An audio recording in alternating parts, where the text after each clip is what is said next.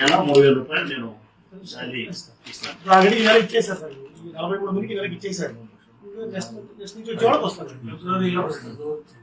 43 మందికి ఇచ్చి పెంచిన జీతం కాదు, 43 మందికి పనికి ఆప్షన్ అయిన డబ్బు 3000 ఇస్తానా, ఇంకా ఎవరైనా వస్తే వాళ్ళకు కూడా ఇస్తా.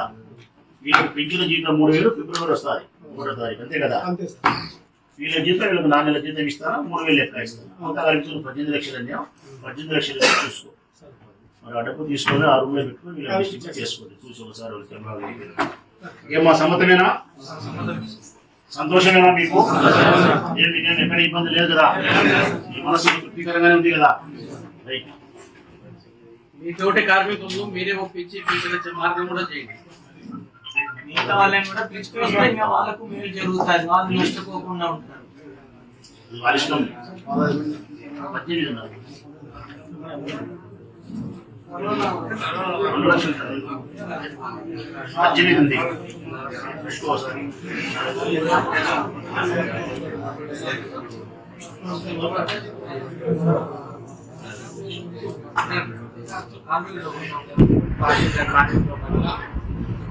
పొద్దుటూరు శాసన ఏది పొరపాటు పెట్టామంటే శివప్రసాద్ గారు మా పట్ల ఇంతవరకు ఎంతో కనికరించినాడు.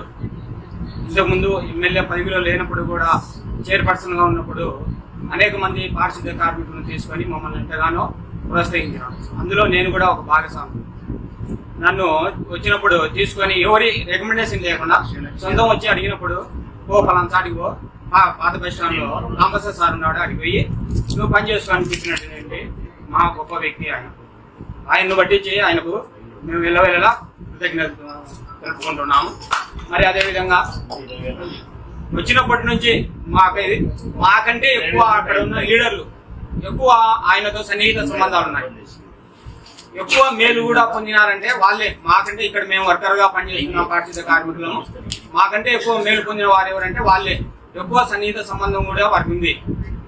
అలాంటి ఆయనను మీ పొద్దు ఏం అనడానికి కూడా మనసు రావట్లేదు. హృదయపూర్వకంగా గౌరవించాలి ఆయన. ఎప్పుడు వచ్చినా, రాత్రి వచ్చినా, పగలు వచ్చినా ఆయనను గౌరవించే బాధ్యత మా అందరి పారిశుద్ధ్య కార్మికులు ఒక్కరని కాదు, ప్రతి ఒక్కరికి. ఎవరైతే ఇరుకుల సాల్మోన్ కూడా కాలిరిగి హాస్పిటల్లో ఉన్న సమయంలో మరి 3 నెలలు సెలవులు ఇచ్చి బంగారెడ్డి గారు పోయి, ఆయన వైస్ చైర్మన్ గారు ఆయన పోయి 15,000 డబ్బులు కూడా సహాయం చేసిన ఆ గొప్ప వ్యక్తి.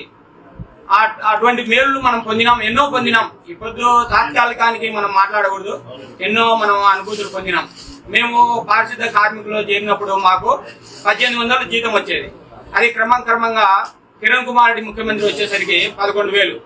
ఆ 11,000 మేము తీసుకుంటున్న సమయంలో చంద్రబాబు నాయుడు గారు ముఖ్యమంత్రి అయినాడు. ముఖ్యమంత్రి అయ్యి 2018 వరకు కూడా మేమేం సమ్మెలు చేయలేదు. 2018లో సమ్మె చేసినప్పుడు 16 రోజులు సమ్మె చేసినాం. 16 రోజులు సమ్మె చేసినప్పుడు ఆ 16 రోజులు సమ్మె కానీ ఏ ఒక్క రూపాయి పెంచలేదు. మా జీతాలు కట్ అయిపోయినాయి. జీతాలు కట్ కావడంతో పాటు మేము అప్పులలో కూరుకుపోయినాం. ఇటు మేము అంతో ఇంతో వడ్డీలకు డబ్బులు తెచ్చుకుంటాము, అక్కడ వచ్చిన అంతో ఇంతో డబ్బులు వాళ్ళు పట్టుకుంటారు. మాకు వచ్చేది 1 ఏం రాదు. మా సంసారాలు జరిగేది ఆడిగాడికి.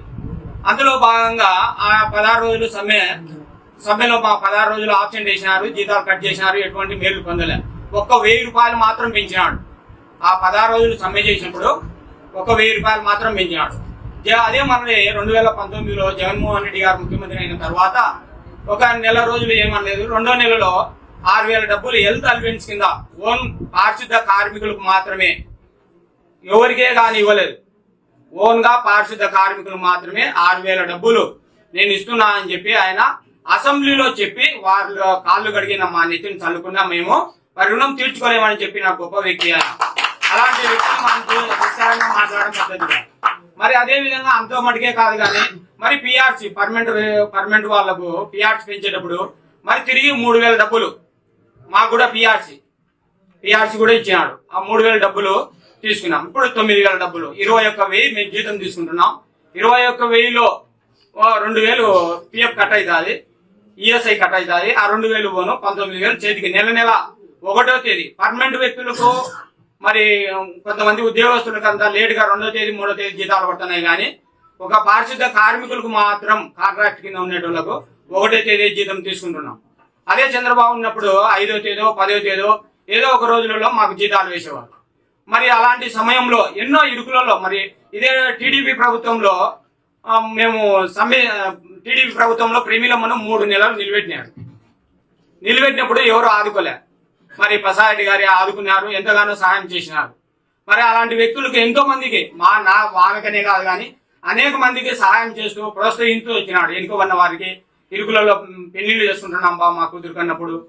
మరి నేను ఈ విధంగా అందరికీ సహాయం చేసినటువంటి గొప్ప వ్యక్తులు వారిని ఏ మాత్రం అనడానికి మనసు రాకూడదు.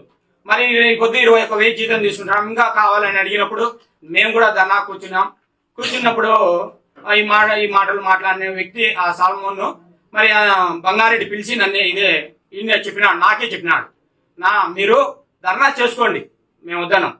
మీరు బండ్లు నిలబెట్టుకోండి, ఏమైనా నిలబెట్టుకోండి, మేము వద్దనం. వ్యక్తిగతంగా మీరు పచ్చ జెండా కింద మాత్రమే పని చేయకండి.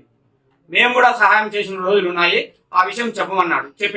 చెప్పినప్పుడు పోయి ఎమ్మెల్యే కానీ కలిసి ఉంటే ఈ సమస్య వచ్చేది కాదు. వారు మనస్ఫూర్తిగా సమ్మె చేసుకోండి అని చెప్పినారు, ఏం వద్దని చెప్పాలి. బంగారెడ్డి చెప్పినాడు, నాతోనే చెప్పినాడు, అందుకు నేనే సాక్షి. వీళ్ళే ఇదే రూమ్ లోనే చెప్పినాడు, అన్న సమ్మె చేసుకుంటే చేసుకోండి, కానీ వ్యక్తిగతంగా మమ్మల్ని విమర్శించకూడదు అని చెప్పినాడు. మరి 5 గంటలకు ఆయన చైర్మన్ ఉన్నప్పుడు వస్తున్నాడు అన్నప్పుడు బంగారెడ్డి ఏమన్నా అంటే, నేను అదే 5 గంటలకు వచ్చి మీ అమ్మటి తిరుగుతా, 5 గంటలకు నేను రాలేక కాదన్నా, నేను వచ్చి ఇబ్బంది పడేది వర్కర్లే. బాసుడు బంగారెడ్డి లేచిన నుంచి మా వెంట పడుతున్నాడు అంటారు.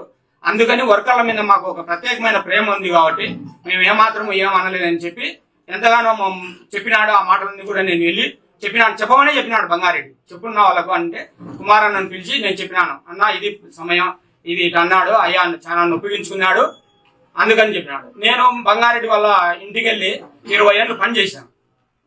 ఆ సందులో పారిశుద్ధ కార్మికునిగా.